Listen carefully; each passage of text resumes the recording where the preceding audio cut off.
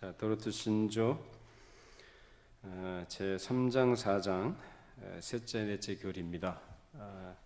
인간의 부패와 회심 제 3항 우리 제목부터 같이 함께 읽고 시작하겠습니다. 제 3항 사람의 전적 무능력 따라서 모든 사람이 죄악 중에서 잉태되며 본질상 진노의 자녀다. 구원의 선을 행할 능력이 없으며 악으로 기울어져 있고 죄 가운데 죽었으며 죄의 노예다. 그리고 사람은 성령님의 거듭나게 하시는 은혜가 없이는 하나님께로 돌아오거나 부패한 본성을 개혁하거나 하나님께서 자신들을 개혁하시도록 내어드릴 능력이 없으며 그것들을 원하지도 않는다. 오늘도 이어서 지난 시간 제 1, 2항에 이어서 제 3항 인간의 전적 무능력에 대해서 살펴보도록 하겠습니다. 이것은 반드시 원죄 교리와 관계가 있죠. 그래서 계속 이어서 여러분이 생각하고 정리하시는 것이 좋을 듯합니다. 200여 년 전에 뉴 잉글랜드라고 하는 그 신대륙이 있었죠. 그 신대륙에 영국의 청교도들이 이주를 했습니다. 그래서 그 당시에 청교도의 자녀들은 뉴 잉글랜드 독본서라는 책, 뉴 잉글랜드 독본서라는 책으로 자녀들을 교육을 시켰어요. 그래서 아이들은 이 독본서를 가지고 영어 알파벳부터 배우기 시작을 합니다. 그래서 영어 알파벳의 처음 글자인 A라는 글자를 배울 때도 여기서 이제 성경 말씀과 어떤 그림으로 이루어진 그런 책으로 이제 교육을 받게 되는데, 그 그림에는 이제 하와가 나오고 이제 나무가 나오고 이제 뱀이 나와요. 거기에서 나와 있는 그 가르침의 중요한 교훈이 뭐냐면 아담의 타락 안에서 우리는 모두 범죄했습니다로 시작을 합니다. 굉장히 성경적이죠. 그런데 오늘날은 더 이상 이런 독본서를 교재로 쓰지도 않고 그리고 특히 이제 공립학교 같은 경우에서는 성경에 근거한 또는 성경으로부터 나온 가르침들, 뭐 창조라든지 어떤 성경적인 가르침들을 더 이상 가르치지 않게 됐습니다. 그 대신에 이제 인본주의적인 이 교육 철학, 인본주의적인 사상들이 그 사상을 기반으로 하는 가르침들이 이제 유행을 하기 시작을 했고, 그런 가르침들은 이제 전 세계에 퍼져서 모든 나라의 기본적인 교육 철학, 그 방향을 제시하는 사상적 토대가 되었습니다. 우리가 잘 알고 있는 존 듀이라는 미국의 교육학자가 그 중에 한 사람이라고 할 수 있습니다. 그래서 인간의 어떤 경험적인 측면들, 인간의 어떤 행동들, 이런 것에 초점을 맞춰서 이제 교육을 시키는 거죠. 그래서 오늘날의 교육계나 또는 학교나 가정에서 자녀들에게 인간은 선하기 때문에 본성적인 선한 그 성향을 끄집어내는 노력을 해야 된다라고 이렇게 가르칩니다. 이런 말 많이 들어보셨죠? 인간에게는 가능성이 무궁무진하며 인간은 선한 면이 있어서 선한 것을, 그 선한 본성을 끄집어내는 데 노력을 해야 된다라고 가르쳐야만 하는 그런 세상이 된 것이죠. 이것은 곧 원죄를 인정하는 겁니까? 부정하는 겁니까? 부정하는 거죠. 원죄를 인정하지 않아요. 그러나 성경은 어느 시대나 변함이 없는 진리인 줄로 믿습니다. 그 성경에는 원죄를 분명히 우리에게 증거를 합니다. 그렇기 때문에 우리는 이 원죄를 믿을 뿐만 아니라 이 원죄를 이 교회에서 분명히 가르쳐야 되고, 성도들은 이 가르침을 배우고 그 믿음 안에 거해야 하는 것입니다. 우린 지난 시간까지 제1항 타락의 영향과 2항 부패의 전파에 대해서 살펴보았습니다. 이어서 오늘 3항을 함께 배우게 되는데, 이 도르트 신조는 아담의 타락 이후 아담이 자기의 모양과 같은 자녀를 낳았다라고 얘기하면서 그리스도를 제외한 모든 아담의 후손은 그에게서 나온 부패함을 이어받게 되는데, 이처럼 아담과 그의 후손들이 유기적으로 연결되어 있다. 그래서 그 부패성을 유전받는 그런 관계 속에 있다라고 성경이 가르칩니다. 우리 창세기 5장을 찾아보실까요? 창세기 5장 1절부터 3절까지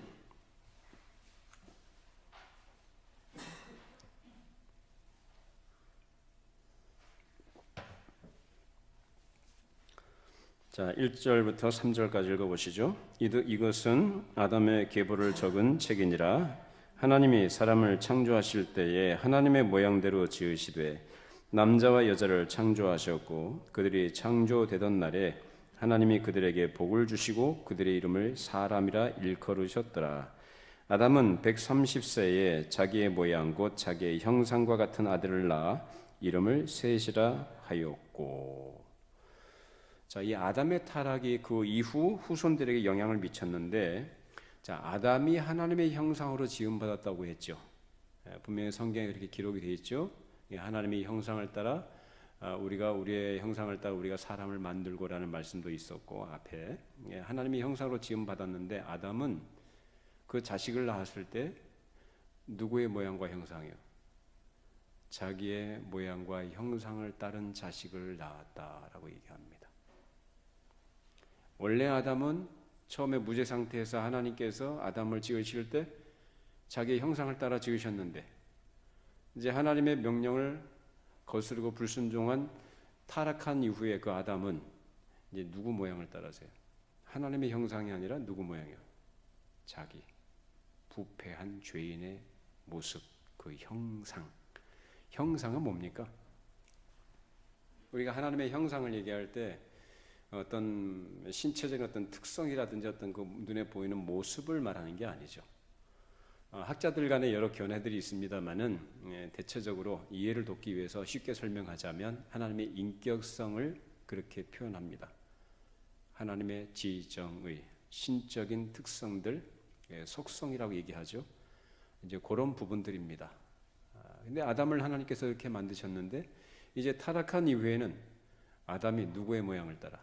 자기의 모양과 자기의 형상을 따른 자녀를 낳았다.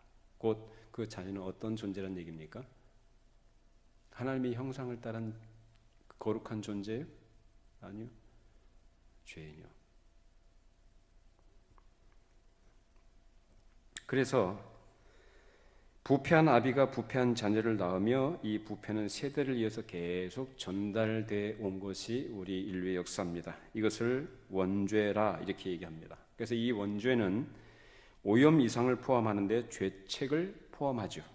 그런데 오늘날 많은 신학자들은 이 원죄에 있어서 죄책의 문제를 부정하기 시작을 했습니다. 어떤 영향입니까? 펠라기우스부터 시작된 알미니우스. 그래서 이것이 복음주의라고 표현된, 사실상 오늘날 미국의 복음주의는 우리가 그렇게 순진한 생각을 하는 것처럼 성경적인 복음주의가 아닙니다. 자유주의, 쉬운 말로 자유주의 신학을 신봉하는 복음주의입니다. 그 자유주의 신학의 특징이 뭡니까? 바로 알미니안이에요. 알미니안. 인간의 자유주의와 그 능력을 신봉하고 전적 타락과 부패, 무능함 이런 것들을 인정하지 않습니다.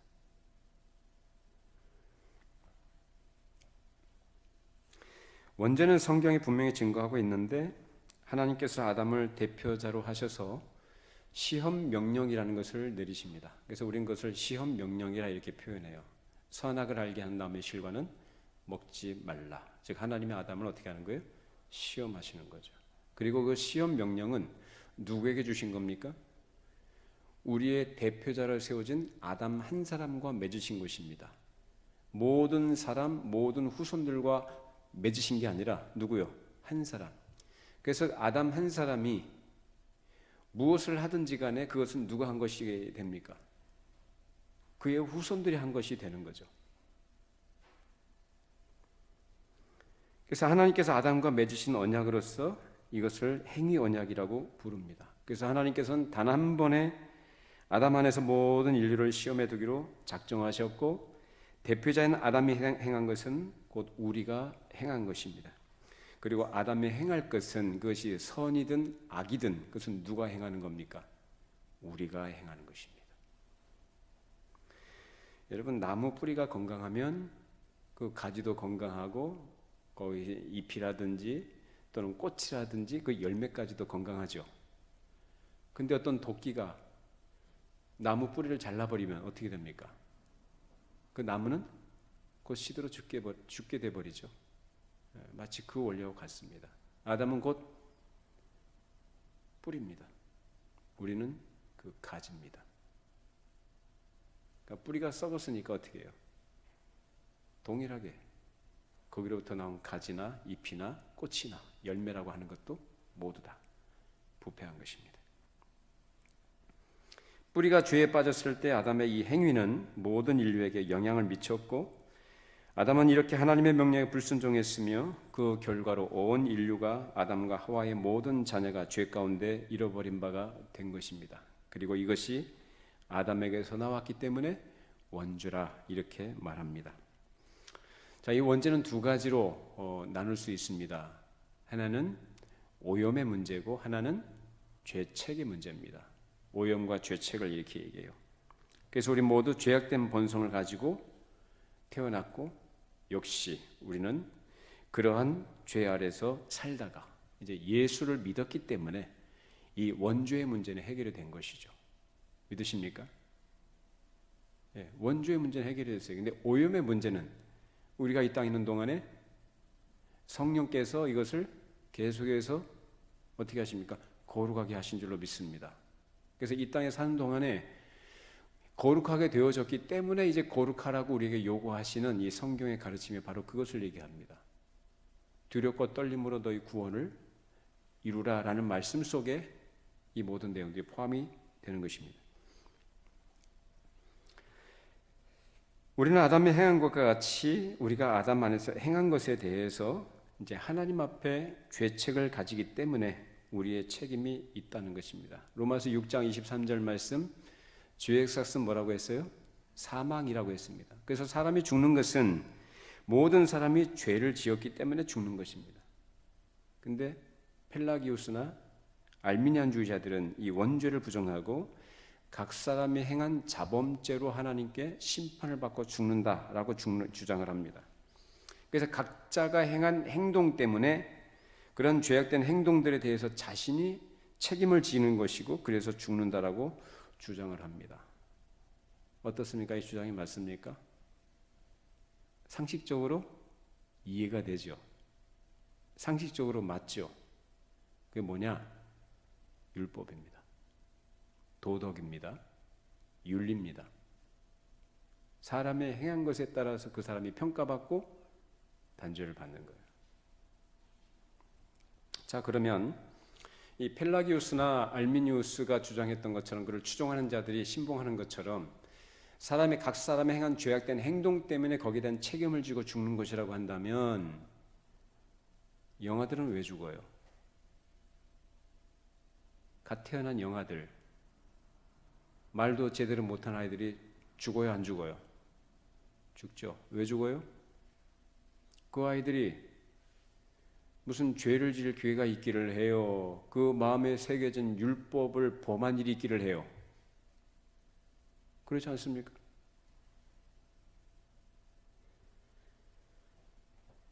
그들은 율법을 어길 능력도 없었고 죄를 지을 기회도 없었습니다. 그런데 죽는다는 것입니다. 이처럼 원죄의 증거와 하나님께서 아담의 악행에 대해서 우리에게 책임을 지게 하신다는 사실의 증거가 바로 영아들이 죽는 것으로 증거됩니다. 이것은 곧 그들이 누구의 죄에 참여한 자들이란 증거입니까? 아담의 죄예요. 자기 죄가 아니에요. 아담의 죄 때문에 죽는 겁니다. 이처럼 모든 사람이 죽게 된 것은 이제 아담 이후에 모든 사람이 죽게 되는데, 죽는 것은 죄의 삭시라고 분명히 로마서 6장에서 말씀하고 있습니다. 그러면 이 죄를 짓는 율법, 즉 모세에게 주신 율법을 어겼기 때문에 죽는 것이냐? 그것이 아니죠. 그 이전부터의 문제입니다. 하나님께서 금지하신 명령을 어긴 불순종의 죄, 하나님께 대한 반역의 죄. 모세 율법 이전에 400년 전에 아브라함이 하나님께 언약을 받고 그 하나님을 믿었어요. 근데 하나님께서 아브라함이 하나님을 믿으니 이를 하나님께서 그의 의로 여기셨다라고 말씀하십니다. 그러니까 율법을 어긴 것 때문에 사람이 죽는 게 아니고 그 이전의 문제, 즉 모세 율법 이전부터 사람들이 죽게 된 것은 무슨 증거냐? 모든 사람들이 죄인이다. 왜 죄인이냐? 아담의 후손이기 때문에 죄인이다. 그 죄 때문에 죽는다라는 것을 분명히 가르치는 것입니다. 그래서 로마서 5장에는 이런 죄책을 포함한 원죄계를 분명히 가르칩니다. 자, 로마서로 한번 넘겨보시죠. 245쪽입니다. 신약성경 245쪽. 로마서 5장 12절에서 14절 말씀, 그리고 17절, 19절 이어서 읽도록 하겠습니다. 먼저 로마서 5장 12절, 14절 말씀 같이 함께 읽어보시죠. 그러므로 한 사람으로 말미암아 죄가 세상에 들어오고 죄로 말미암아 사망이 들어왔나니 이와 같이 모든 사람이 죄를 지었으므로 사망이 모든 사람에게 이르렀느니라. 죄가 율법이 있기 전에도 세상에 있었으나 율법이 없었을 때에는 죄를 죄로 여기지 아니하였느니라. 그러나 아담으로부터 모세까지 아담의 범죄와 같은 죄를 짓지 아니한 자들까지도 사망이 왕노릇하였나니 아담은 오실자의 모형이라. 17절 19절입니다. 한 사람의 범죄로 말미암아 사망이 그 한 사람을 통하여 왕노릇하였은즉 더욱 은혜와 의의 선물을 넘치게 받는 자들은 한 분 예수 그리스도를 통하여 생명 안에서 왕노릇하리로다. 그런즉 한 범죄로 많은 사람이 정죄에 이른 것 같이 한 의로운 행위로 말미암아 많은 사람의 의롭다 하심을 받아 생명에 이르렀느니라. 한 사람이 순종하지 아니함으로 많은 사람이 죄인 된 것 같이 한 사람이 순종하심으로 많은 사람이 의인이 되리라. 자, 여기서 원죄와 그리고 원죄로 인해서 모든 사람이 죄인 된 상태에서 이제 하나님께서 그 죄인들을 의롭게 하시는 방식이 뭔가를 우리에게 가르쳐 줍니다. 즉 사람이 죄인으로 정죄받는 원리, 그래서 사도 바울이 여기서 얘기하고 있는 것은 사람이 죄인으로 정죄받는 원리와 그리고 사람이 의롭다 여김을 받는 그 원리가 근본적으로 동일하다라는 것을 얘기합니다. 한 사람 한 사람을 얘기하죠. 한 사람 때문에 모든 사람이 죽게 되었다. 그러나 한 사람의 순종함으로 모든 사람이 생명을 얻게 됐다라는 것을 가르칩니다. 이처럼 죄인들은 아담의 죄로 말미암아 정죄 받은 것과 같은 동일한 방법으로 그리스도의 의를 전가받음으로 의롭다 하심을 얻습니다. 이 전가라는 뜻이 뭡니까? 전가. 전가 뭡니까? 청구하다라는 뜻도 될 수 있고요. 또는 어떤 사람의 계좌에 집어넣는다라는 뜻이 되기도 합니다. 즉 그리스도께서 성부 하나님께 순종하심으로써 얻으신 그 의를 누구한테 우리에게 전가하신 거예요? 믿는 자들에게, 그를 믿는 자들에게 전가하신다라는 거예요. 그러니까 우리 계좌에다가, 우리 통장에다가 어떤 돈을 집어넣는 것처럼 그리스도께서 이루신 그 의를 누구한테요? 그를 믿는 자들에게 전가하신다. 그래서 우리는 내가 한 것이 아무것도 없이,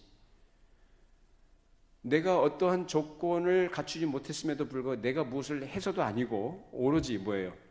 그 예수 그리스도께서 나를 위하여 십자가에서 죽으셨으며 나의 구원자가 되심을 믿는 자들, 나 같은 죄인을 구원하신 구원자 되심을 믿는 자들에게 그 의를 입혀주신다라는 말씀입니다. 믿으십니까? 이것이 성경이 말하는 뭐예요? 구원입니다. 이 구원은 누구한테 필요한 겁니까? 구원은 누구로부터 온 거죠? 하나님으로부터 온 것이요 그리스도를 통하여 우리에게 주어진 것인 줄로 믿습니다. 그럼 구원은 누구한테 필요한 것이냐? 죄인들에게 필요한 거죠. 죄인이 아니라면, 그 스스로 능력이 있고 의지가 있고 할 수 있는 어떤 가능성이 있는 사람이라면 예수님이 필요합니까? 필요 없죠. 그래서 예수님 하신 말씀이 그 말씀 아닙니까? 나는 의인을 부르는 것이 아니라 죄인을 부르러 왔다. 또 다른 곳에서는 나는 죄인을 불러 회개시키러 왔다라고 말씀하시고, 건강한 자에게는 의사가 쓸데없지만 병든 자에게는 의사가 필요하다. 바로 그거죠. 우리 모두 아담의 후손이고 아담이 지은 죄에 동참한 자들입니다. 그래서 하나님의 진노와 저주 아래 있던 자들입니다. 그리고 아직까지도 하나님의 은혜를 모르는 자들은 여전히 하나님의 진노 아래 그리고 심판 아래 있는 것입니다. 이것이 성경에 가르치는 거예요. 하나님이 왜 그렇게 하나님께서 그렇게 할 일이 없으셔서 멀쩡한 사람들을 죄인 취급하시고 죽이려고 하십니까? 그런 분 아니십니다. 이것은 하나님의 공의입니다. 공의라는 것은 하나님께서 가지신 그 의를 행하시는 거예요. 그래서 죄를 하나님께서는 절대로 용납하실 수가 없는 분이에요. 거룩하신 분이에요. 의로우신 분이에요. 그 하나님께서 죄를 용납 못하셔요. 그래서 어떻게 해요? 그 죄에 대해서 처리하시는 방식이 뭐냐? 바로 죽음이었고 심판입니다.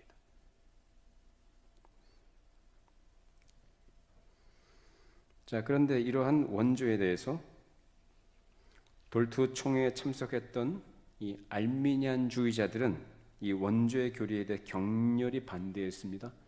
아까 앞서 말씀드린 것처럼 펠라기우스의 후예들이죠. 물론 이제 펠라기우스가 주장한 것과 이 알미니우스가 주장하는 이 죄책에 대한 면은 조금 다른 면은 있어요. 그러나 동일한 것은 뭐냐면 원죄를 부정한다는 거예요. 그리고 그 알미니안주의자들의 그 주장이 오늘날도 여전히 이 복음주의 진영 내에서 여전히 사람들에게 인정받고 있고 지지를 받고 있습니다. 그래서 여전히 사람의 각자 개인적인 자신의 죄에 대해서만 하나님의 심판을 받는다라고 주장합니다. 이것이 바로 복음주의 세계에서 주장하고 있는 죄에 대한 개념이에요. 그러면 각자가 지은 죄에 대해서 하나님이 심판하시고 그것 때문에 죽는다고 한다면 이 사람들이 말하는 건 뭐냐? 어디에 초점이 있는 겁니까? 행위에 초점이 있죠. 무엇을 선택해서 하느냐에 따라서 그 결과가 달라진다라고 주장하는 거죠. 선을 행하면 그 선에 따라서 뭘 얻은 거예요? 구원을 얻는 것이고, 죄를 지으면 그 죄에 따라서 심판과 죽음을 당한다라는 것입니다. 여기 은혜가 어디 있어요? 철저하게 뭡니까? 율법주의죠. 율법주의잖아요. 율법주의 특징이 뭡니까? 도덕을 강조합니다. 그래서 도덕은 사람을 살리지 못해요. 도덕 자체가 나쁘다거나 악하다는 건 아니에요. 그러나 그 도덕은 사람을 정죄합니다. 사람을 비판하고 정죄합니다. 살리지 않아요. 죽여요. 오늘날 우리 한국 사회에도 지금 그러한 분위기가 팽배하죠. 도덕 우월론, 도덕적 우월적 위치에서 다른 사람을 정죄하고 다른 사람을 판단합니다. 자기는 옳고 다른 사람은 틀렸다. 여기 무슨 생명이 있어요?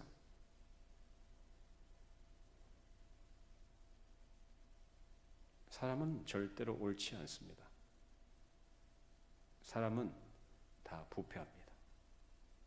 사람은 다 죄인입니다. 누가 누구를 정죄합니까? 누가 누구를 비판합니까?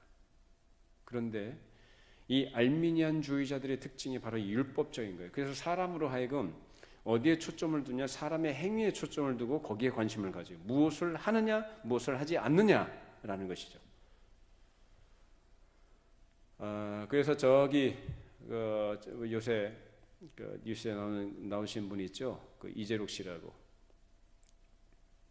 그 양반이 하는 얘기를 들었는데 그 양반이 뭐라고 얘기하냐면 성경에 기록되어져 있는 인간이 사람이 해야 될 것과 하지 말아야 될 것, 버려야 될 것과 또 무엇을 어떻게 할 것에 대해서 그것이 몇 가지나 되는지 추려을 하고 이렇게 지시를 했다고 합니다. 그러니까 쭉 추려보니까 1,000몇백 가지가 나오더래요. 그러면서 그것을 책자로 만들어서 성도들에게 나눠준답니다. 그걸 보고 해야 될 것과 하지 말아야 될 것, 버려야 될 것 이런 것들을 구분해서 그것을 따라 살라 그 말입니다. 그 무슨 얘기하는 거죠? 이게 복음인가요? 복음 아니죠? 만약에 하지 말라, 하라 하지 말라라는 것들에 대해서 자기들이 그걸 다 조목조목 그 목록을 따라서 성경의 가르침이랍시고 성경적이라고 할 거 아닙니까?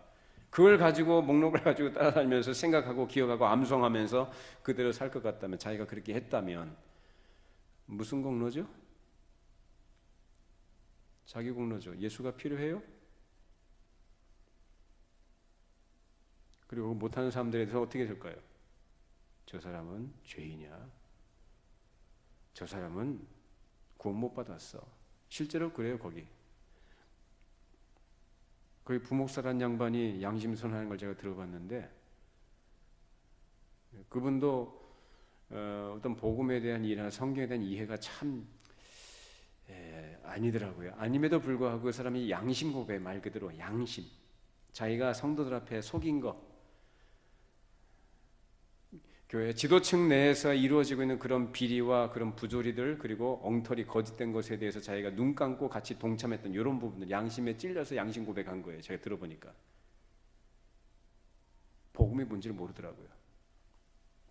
단계를 얘기하고 믿음에 더하는 것을 얘기하고 온영이라고 얘기하고 이런 식으로 얘기해. 사람이 무엇을 함으로써 온전케 되고 인정받고 평가받는 그런 것들을 자꾸 얘기하더라고요.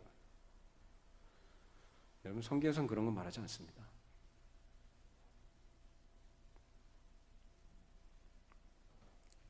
그래서 그런 사람들은 죄에 대해서 매우 피상적인 견해를 갖고 있는 것이고, 따라서 구원에 대해서도 굉장히 피상적인 견해를 갖게 됩니다. 그래서 이런 이론에 따르게 되면 우리가 해야 될 모든 것들은 자신의 죄들에 대한 회개일 뿐입니다. 그래서 회개만 하면 다 끝납니다. 자기가 죄를 지었어도 뭐만 하면, 자기가 그 죄에 대해서 회개만 하면, 그런 사람들은 자기 자신들을 바라볼 때 어디에 초점을 둘까요? 자기의 행동들에만 관심을 가지고 거기에 초점을 둬요. 행동. 속 마음은 어떠하든지 간에 겉으로 무엇을 했느냐 안 했느냐 이런 데만 관심을 가지겠죠. 그래서 자기가 하나님의 말씀, 소위 말하는 율법에 어긋나는 행동을 했다고 하면 그 행동에 대해서 어떻게 하는 거예요? 회개하라는 거예요. 말 그대로 피상적인 그런 회개일 뿐입니다. 회개도. 그러니까 회개도 결국은 그 자신의 어떤 공로 내지는 의의가 되는 겁니다.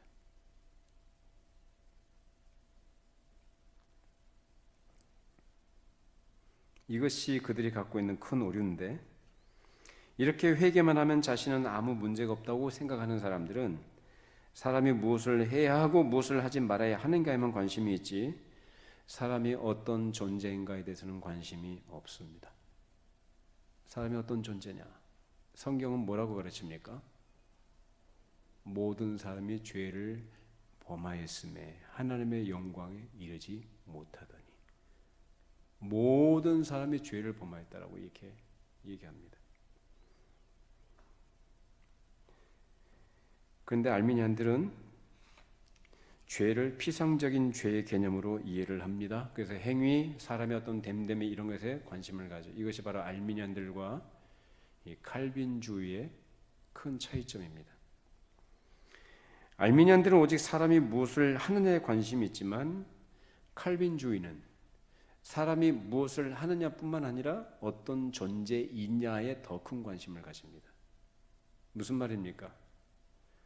알미니안들은 사람이 죄를 지으니까 죄인이라고 얘기하는 거고, 칼빈주의, 즉 성경주의와 칼빈주의는 뭐 칼빈이라는 사람이 만들어낸 사상이라는 의미에서 칼빈주의가 아니고, 성경에서 말하는 것을 체계적으로 정리해 놓으신 분이 칼빈이에요. 그래서 칼빈주의라고 얘기해요. 뭐 칼빈주의에서 말하는 것은 뭐냐? 사람이 죄를 지어서 죄인이 아니라 어떤 존재냐에 더 관심을 간다고 그랬죠. 죄인이기 때문에 죄를 짓는 것이다 라고 이 두 가지를 다 얘기합니다. 죄인이기 때문에. 근데 알미니안들은 속은 전혀 변하지도 않고 부패한 것이 그대로 있음에도 불구하고 행동만 그렇게 안 하면 뭐예요? 괜찮다. 그런데 행동으로 죄를 지었으면 그거 회개하는 거예요. 누구하고 똑같죠? 예수님 당시에 바리새인들. 그러니까 현대판 바리새인들이에요. 그러니까 이것은 뭐 인류 역사에서 어느 시대에만 어떤 교회에서 어느 시대에만 나타났던 사상이 아니라 사실은 에덴 동산부터 시작된 겁니다. 인간의 마음속에 깊이 내재하고 있는 죄의 그 부패성으로부터 나온 것들이 뭐냐면 인간은 선하다, 인간은 가능성이 있다, 인간은 능력이 있다라고 이렇게 얘기하는 거죠. 그러나 뿌리가 부패했기 때문에 가지들도 역시 부패했고 내 마음이 악하기 때문에 행동들이 악한 것입니다. 근원이 오염되었기 때문에 내 생각하는 것이나 말하는 것이나 행동하는 것들이 다 오염된 것들이고 악한 것들입니다. 우리 인류의 근본적인 문제의 뿌리는 낙원에서 시작이 되었고 그 낙원에서 내가 내 언약의 머리인 그 아담의 죄에 동참을 한 것입니다. 그래서 아담이 행한 것은 곧 누가 한 거예요? 내가 행한 것이다. 이것은 단순히 이론이나 어떤 신학 사상이 아니라 이것은 실제요 우리의 경험입니다. 토마스 맨턴이라는 분이 이런 말을 했어요. 우리는 아담의 눈으로 금지된 과실을 보았습니다. 우리가 아담의 손으로 금지된 과실을 땄습니다. 우리가 아담의 입으로 금지된 과실을 먹었습니다. 그 아담의 눈, 아담의 손, 아담의 입으로 지은 죄에 누가 동참한 거예요? 내가 동참했다라고 이렇게 표현합니다. 그리고 그 행동으로 우리가 다 망했다는 것을 얘기합니다. 아담의 행위 때문에 우리가 다 망했다. 아담만 망한 게 아니라 우리가 다 망했다. 그런데 이 사실을 사람들이 그렇게 알고 있는가? 그리고 이 사실을 그대로 인정하고 동의하느냐라는 거예요. 사람들이 이 사실을 알아요, 몰라요? 그리고 이 사실에 동의합니까? 안 하죠. 알지도 못하고 알려고 하지도 않고 동의는 더더군다나 오히려 반발하고 반항하죠. 당신은 죄인이다라는 이 소리를 듣기 싫어해요. 그리고 이 원죄의 교리를 사람들은 아주 극도로 싫어합니다. 사람이 그것을 알고 그 무거움을 느끼는 데는 하나님의 은혜가 필요합니다. 하나님의 은혜로서 성령께서 그 사람 마음속에 감화하시고 자기 자신의 아담의 죄에 동참한 죄인이라는 사실을 깨우쳐 주시고 그리고 그 아담의 죄가 바로 내 죄의 근원됨을 인정하도록 해주신 분이 바로 성령님이십니다. 내 죄는 내가 무엇을 했기 때문에 죄인이 아니라 내 죄의 근본 뿌리가 어디로 거슬러 가도록 낙원으로 거슬러 올라가는 것으로서 그것을 깨닫게 해주신 분이 바로 성령님이에요. 그래서 우리 모든 문제의 근원, 문제의 뿌리는 어디서부터 시작이 됐어요? 여러분 조상이 아니에요. 여러분 가정의 문제가 아니에요. 여러분 자녀들의 문제가 아니고 환경의 문제가 아니고 여러분 어려서 성장 과정의 문제가 아니고 교육을 못 받아서가 아니고 궁핍하게 살아서가 문제가 아니고 어디에 있어요? 낙원에서부터 시작이 됐다.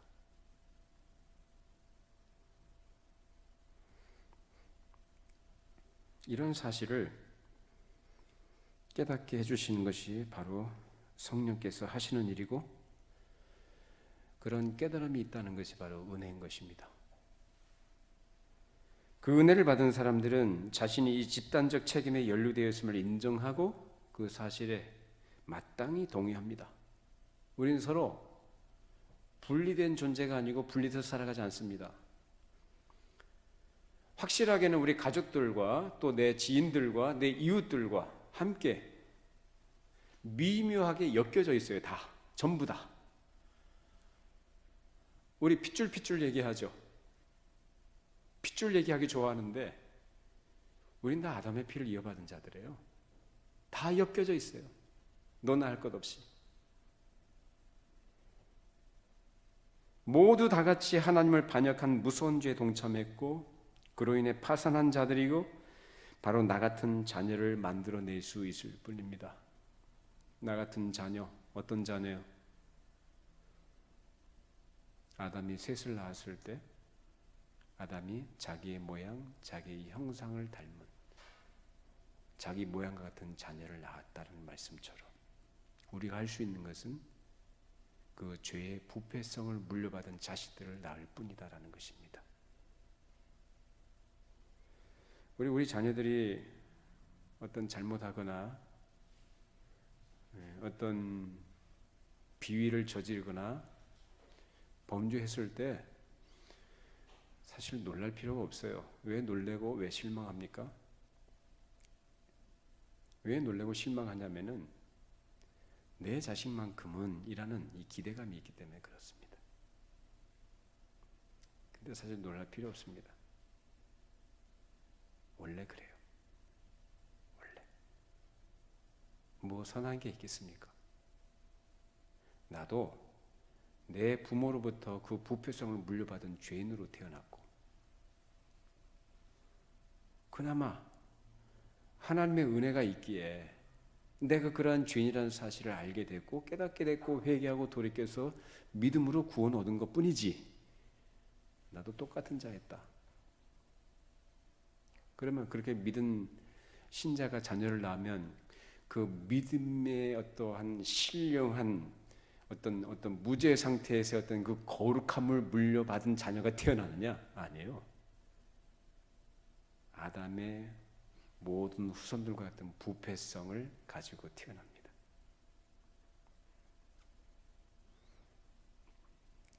그래서 자녀들은 바로 내 형상, 내 모습입니다. 자녀들은 우리가 아담에게서 받은 이 부패하고 악한 본성을 우리하고 공유하고 있습니다. 그래서 진노의 자녀로 태어난다고 말합니다. 이런 말하면 참 마음이 많이 어두워지죠. 생명의 탄생, 또 생명의 어떤 자라남, 귀한 생명 이렇게 표현해야 되는 더 좋고 마음이 따뜻해질 것 같은데 우리가 낳은 자식들이 그런 자식들이 아니다 그 말입니다. 그것이 성경이 증거합니다. 모든 사람은 이렇게 죄악 가운데 태어났기 때문에 자신의 구원을 위해서 어떠한 선도 행할 수 없는 겁니다. 그래서 죄악된 인간은 의로움을 찾지도 않고 구하지도 않으며 할 수 있는 능력이 전혀 없습니다. 오히려 인간은 모든 일에 있어서 죄악에 기울어져 있어요. 그래서 사람은 의에 대하여 죽고 죄에 대해서 산다라고 성경이 말합니다. 따라서 죄에 대해서 그러니까 죄 가운데 죽어 있는 상태에서 완전히 죽어 있는 것을 성경 그렇게 얘기합니다. 완전히 죽었다. 병들어 죽어가는 것이거나 또는 아픈 상태에 있는 것이 아니라 죄 가운데 완전히 죽어 있다라고 얘기해요. 그런 죄 가운데 완전히 죽어 있는 그래서 죄에 완전히 종노릇하고 있는 노예 상태에 있는 그 죄인들을 누가 건져내십니까? 예수님께서 건져내시는데 그 건져내시는 방식이 성령으로 거듭나게 하시는 방식입니다. 거듭난다, 다시 태어난다, 위로부터 난다 라는 뜻이죠. 다시 생명을 부여하시는 거예요. 성령께서. 그 사람이 죄를 벗어나고자 원하거나 또는 의를 행하거나 또는 능력이 있어서가 아니고 전혀 없는 불가능하고 무능한 상태에 있을 때 완전 죽었다니까요. 시체같이. 그런 시체에게 생명을 불어넣으신 분이 바로 성령님이십니다. 내가 믿어서 믿음이 좋아서 그 믿음을 인정받아서 구원받은 게 아니고 성령께서 죽어있는 죄인을 거듭나게 하심으로 믿음을 갖게 된 것입니다. 믿으십니까? 그걸 여러분이 이해를 하셔야 돼요. 그거 아니면 알미니아네요. 근데 성경은 믿음은 구원받는다고 하죠. 맞아요. 근데 믿음은 우리의 구원의 근거가 아니라고 여러 번 말씀드렸어요. 믿음은 우리의 구원의 근거가 아니에요. 우리를 구원하는 방법일 뿐입니다. 하나님께서 마련해 놓으신 수단이고 방법이라는 거예요. 그걸 누가 던져주셨어요? 하나님께서. 마치 물에 빠진 사람의 튜브를 던져주면 그 사람이 그걸 잡죠. 잡고 물에서 빠져나올 수 있죠. 그 믿음은 그 수단인 거예요. 그걸 주신 분이 하나님이셔요. 그 믿음이라는 수단이라는 그 튜브를 잡도록 하는 그 잡는 그 의지는 어디서 발동된 것이냐? 성령께서 하게 하신다니까요. 이해가 되십니까? 성령께서 그 믿음을 갖게 하신다고요. 그래서 하나님은 또 그걸 보시고 우리를 뭐라고 의롭다 인정해 주시는 거예요. 여겨 주신다라는 표현. 아브라함이 하나님을 믿음의 일을 그의 의로 여기셨다라는 말씀이 여기셨다라는 것은 아니지만 쳐준다라는 뜻입니다. 우리가 죄인이지만 여전히 죄인이지만 우리가 누구 안에 있기 때문에 그리스도 안에 있기 때문에 우리를 어떻게 보신다는 하나님이 의롭다 여겨 주시는 거예요. 그러니까 예수 믿었다고 의인이라고 표현을 합니다만은 적절한 표현은 용서받은 죄인이라고 표현하는 것이 적절할 것 같습니다. 용서받은 죄인이죠. 용서받았기 때문에 감사한 거고. 우리 스스로 내가 나를 근거로 해서 내가 의롭게 되었다. 예수님이라는 말은 하지만 내가 의롭게 되었는데 왜 죄인이라고 하지? 라고 말한다면 그것은 구원의 근거를 하나님의 은혜에서 찾는 게 아니라 자기 자신에서 찾고자 하는 그 부패성 때문에 그런 겁니다.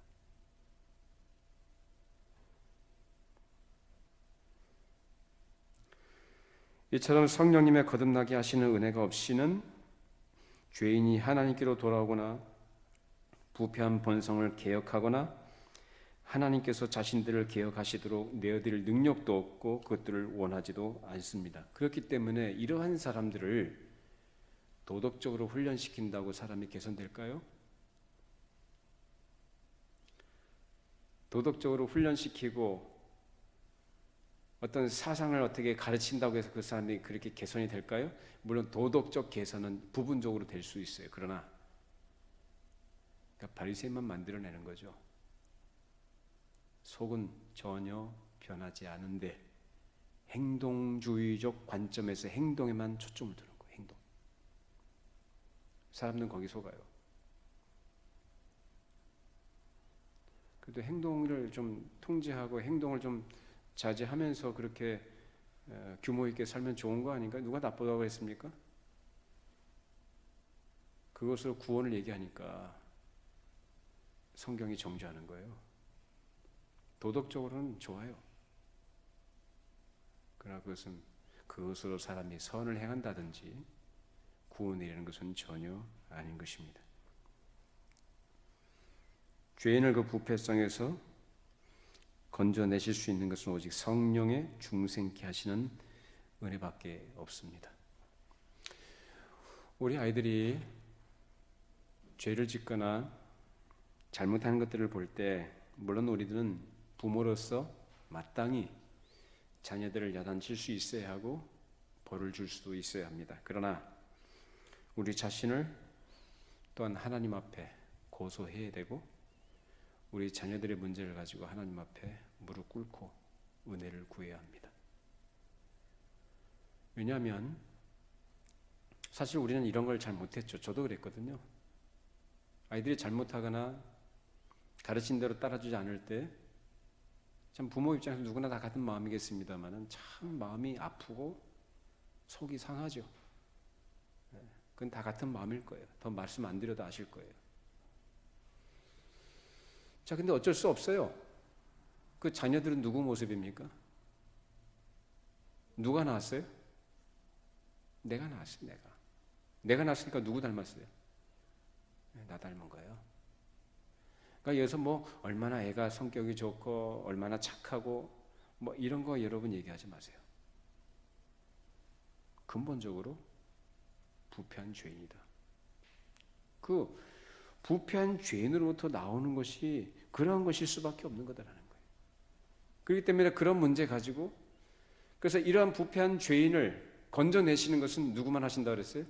성령께서만 하신다. 성령께서 그 영혼을 만나주시고 영혼을 갱신시키시고 새롭게 하셔야만 영혼이 달라진다. 그러기 전까지는 그 부패성에서 벗어날 수가 없습니다. 도덕적으로 아이들이 좀 더 착한 면이 있을 수 있고 뭐 그렇지 못한 면이 있을 수 있어요. 근데 그게 그렇게 중요한 거 아니지 않습니까? 얼마나 그가 하나님을 알고 자기가 하나님 앞에 얼마나 큰 죄인인가를 알아야 되는데 그걸 모르고 인정하지 않는다면 아무리 성격이 좋고 뭐 부모 닮아서 성격이 좋아요? 좋아요. 부모 닮아서 똑똑해요? 좋아요. 그것이 하나님 앞에 설 수 있는 근거가 전혀 못 됩니다. 정죄받은 죄인에서 벗어날 수가 없습니다. 우리 하나님 앞에 이런 마음을 가지고 우리 자녀들 문제 가지고 또 앞으로 태어날 우리 자녀들을 위해서 하나님의 은혜를 구하는 그런 부모들이 되기를 바랍니다. 그 길밖에 없습니다. 앞서 말씀드린 것처럼 오늘 주제가 그거예요. 무능력이에요.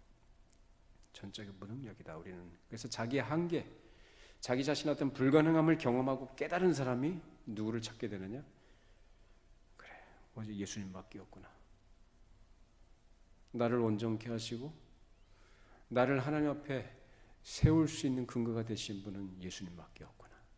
예수님께서 그의 성령을 보내셔서 우리 영혼을 깨우쳐 주시고 우리 영혼을 새롭게 하시는 그 은혜가 없이는 아무 소망이 없구나라는 것을 아는 것이 필요합니다. 믿음이라는 것은 바로 그거예요.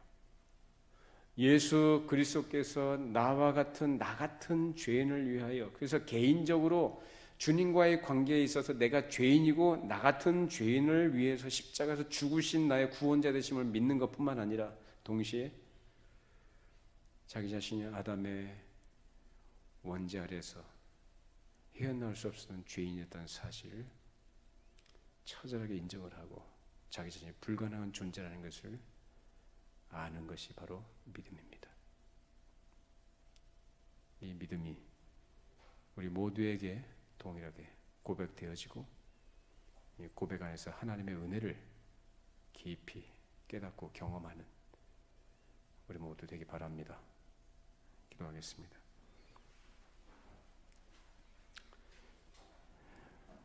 거룩하신 하나님 아버지, 우리가 얼마나 부패하고 무능한 죄인인지 오늘 말씀을 통해 함께 생각해 보았습니다.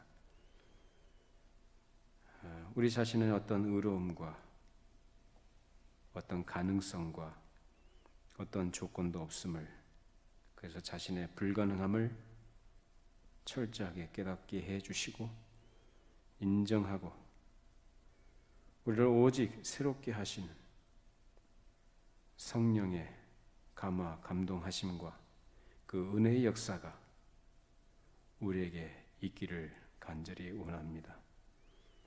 우리 자신의 도덕적 결심과 행실로서 자기를 위로하고 합리화하거나 그것으로서 하나님 앞에 의를 세우려고 했던 이 교만함과 무지함과 어리석음들이 있었다면 주님, 오늘 말씀으로 그 모든 것들이 헛된 것임을, 우리를 속이는 거짓된 것임을 알게 해주셔서 아버지 앞에 회개케 해주시고 겸손히 주의 은혜를 구하는 자리로 엎드려 나아가는 저희 모두가 되게 하여 주시옵소서.